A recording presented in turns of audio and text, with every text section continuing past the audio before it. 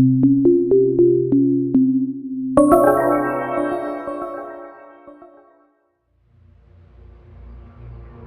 this video, I have 3 true stories that are so strange, so heartbreaking, and so bizarre, they'll stick with you long after watching. These are real stories about real people whose lives ended in ways that defy logic.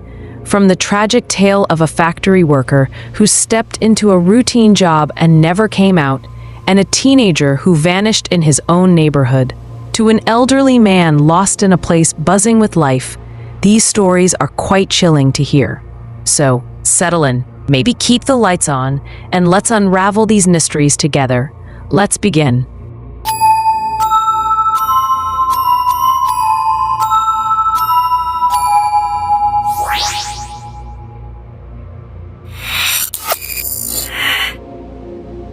Story 1. The machine that hid a tragedy. In Santa Fe Springs, California, on October 11, 2012, Jose Malena, 62 years old, is starting his shift at Bumblebee Foods, a massive tuna canning plant. The factory is filled with the sounds of conveyor belts whirring and cans clinking. The air is thick with the smell of fish and metal. Jose's a veteran employee, the kind of guy who knows every corner of the factory, always ready with a nod or a quick joke for his coworkers. That morning, his job is to do maintenance on one of the plant's industrial pressure cookers, a 35-foot-long steel beast used to sterilize tuna at blistering temperatures. It's not glamorous work, but Jose's done it 100 times. He grabs his tools, steps inside the oven, and starts tinkering. Just another day, or so he thinks. But sadly, Jose's story is about to take a dark turn. While Jose's inside, focused, maybe wiping sweat from his brow, something's happening outside. A coworker, unaware that Jose was still inside the oven, mistakenly believed he had stepped away, perhaps to the bathroom. Without checking, the coworker begins loading the oven with 12,000 pounds of tuna and then activates the oven. The oven kicks on with a deep, mechanical groan. Inside, the temperature starts climbing, 100 degrees, 150, 200. All the way to 270 degrees Fahrenheit.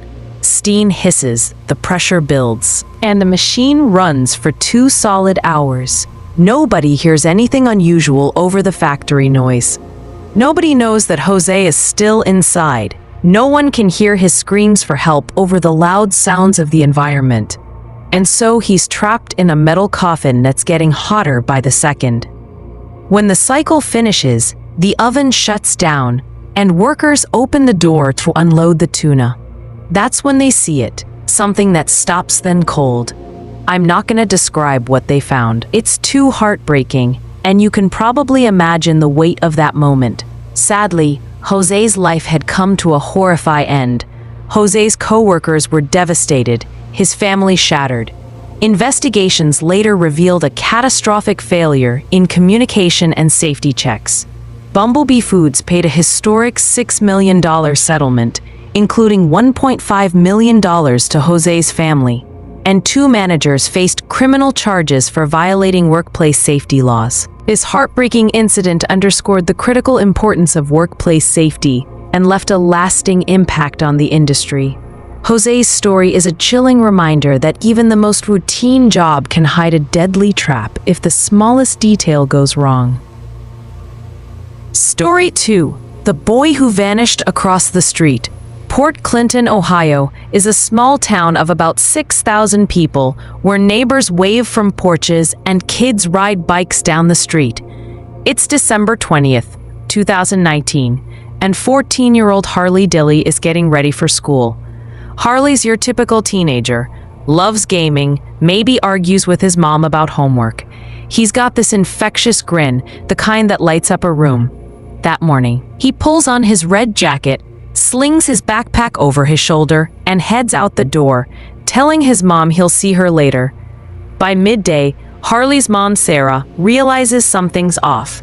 He's not at school, not answering his phone. She calls the police, and suddenly, this quiet town is buzzing with worry. Volunteers fan out, search dogs sniff through parks, and drones hum overhead. Harley's face is everywhere, On flyers, on social media, on the local news. People are whispering theories. Did he run away? Was he taken? Weeks drag on and hope starts to fade.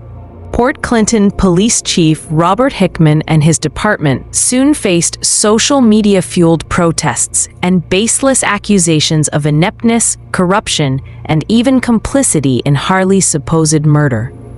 The angry speculation came as the officers worked night and day, Christmas included, canceled holiday vacations, and along with the Attorney General's Bureau of Criminal Investigation and partners from a dozen agencies, searched more than 150 acres of land and water, both on foot and with the aid of drones and helicopters, dive teams and specially trained canines, pored over weeks' worth of surveillance video, futilely seeking a hint of Harley's fate, interviewed classmates and family members of Harley's in Port Clinton, as well as people from Washington state to Florida, a product of the teen's active presence on social media.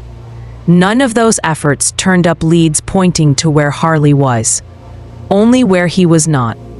Worse, all the law enforcement expertise Chief Hickman could muster wouldn't be enough to save the boy's life. For weeks, the mystery deepened.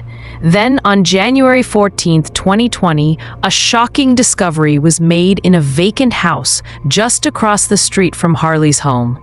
Investigators found Harley's body trapped inside the chimney. Authorities believe Harley had climbed onto the roof, possibly attempting to enter the house through the chimney, but became stuck. The narrow, unyielding structure became his unintended tomb. The truth, according to the autopsy, is that Harley had suffocated inside that narrow chimney before his parents even realized he was missing.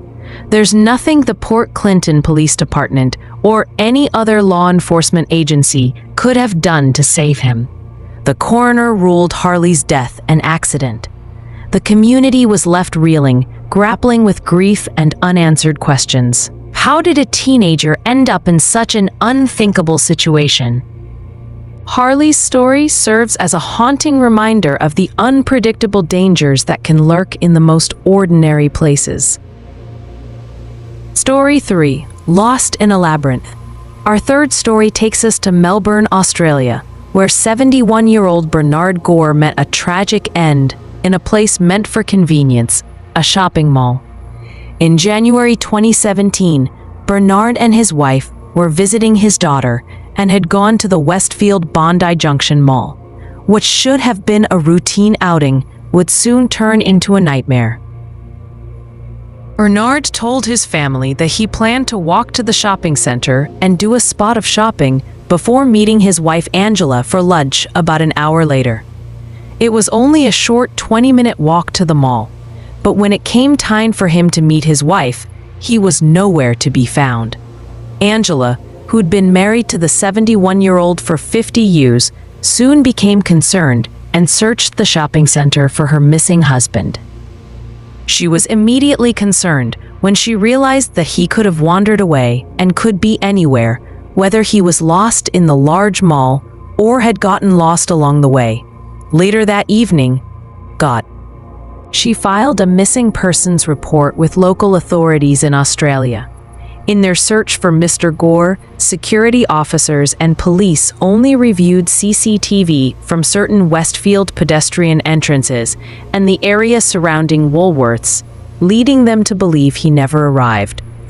The CCTV videos showing Mr. Gore's entry to Westfield, his walk through the shopping center, and the moment he paused and turned into the fire stairwell were not examined by searchers. On January 25, 2017, a maintenance worker was checking an unused part of the mall, a back stairwell, all concrete and flickering lights, the kind of place you'd see in a horror movie.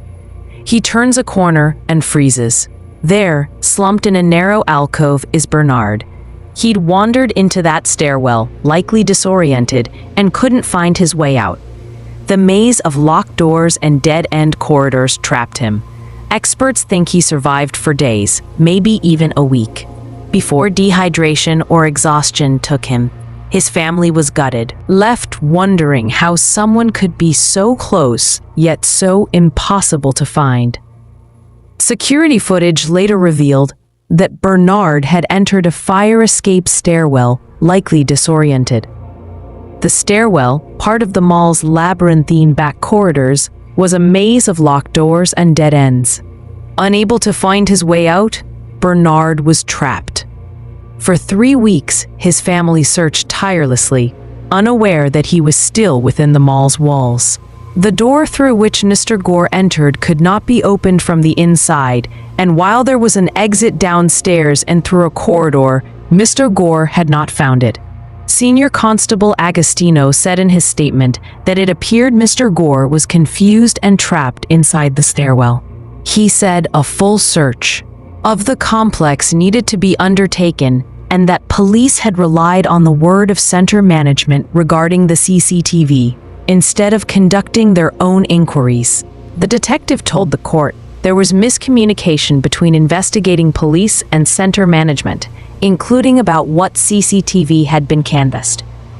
An NSW police detective, tasked with investigating Mr. Gore's death, described his colleague's management of the probe into the 71-year-old's disappearance as poor, as these miscommunications during the search led to the footage of Mr. Gore walking towards the area he would eventually found in were seen far too late.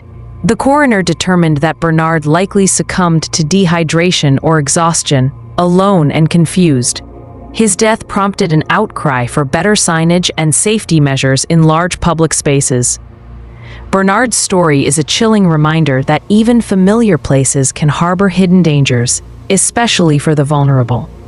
These stories are not just dark or mysterious, they're a gut-wrenching reminder of how fragile life is. How the places we take for granted can hide dangers we never see coming. A factory oven, a chimney across the street, and a mall stairwell. These aren't horror movie sets. They're real and they changed lives forever. If you found these stories to be compelling, hit that like button, share this video, and subscribe so we can keep diving into more weird, wild stories of true crime and more. Until next time, stay safe, hold your loved ones close, and I'll see you soon.